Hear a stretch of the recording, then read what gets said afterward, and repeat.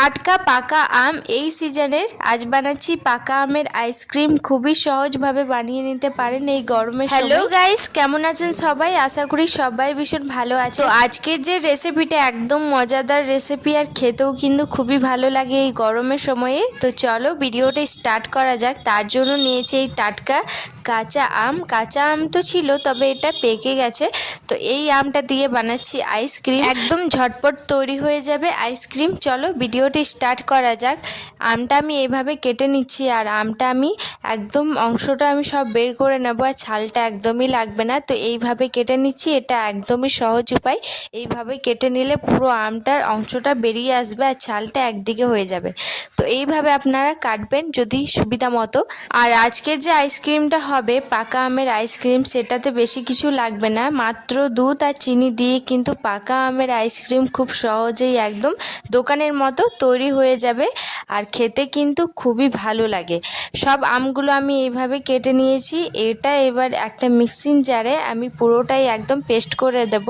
তার আগে কেটে রাখা আমগুলো এটার মধ্যে দিয়ে দিলাম। এবার কিছুটা দুধ দেব, আর চিনি পরিমাণ মতো, আর একটা হাজমোলা চাইলে নাও দিতে পারেন, এটা অপশনাল, আপনাদের টেস্ট অনুযায়ী আপনারা ইউজ করতে পারেন। আমি দিচ্ছি কারণ একটু ঝালঝাল টকটক ফ্লেভারটা আসবে, সেই জন্য আমি ইউজ করছি। আর এই দুধের মধ্যে চিনি মেশানো নেই, একদম নর্মাল দুধ। তার মধ্যে দিচ্ছি আমি 1.5 চামচ মতো চিনি, কারণ মিষ্টি আম আছে, সেই জন্য কিন্তু আমি চিনিটা বেশি ইউজ করব না। এই যে আমটা পুরোটাই পেস্ট করে নিয়েছি, আর একদম মিহি কি সুন্দরভাবে পেস্ট হয়ে গেছে।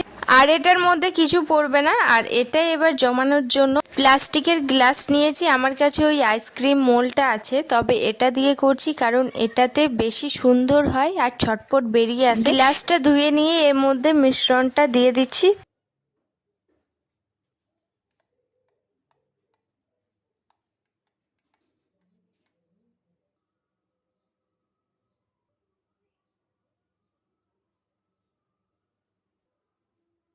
তিনটে গ্লাসের মধ্যেই টুথপিক কাটিয়ে আমি গেঁথে নিয়েছি।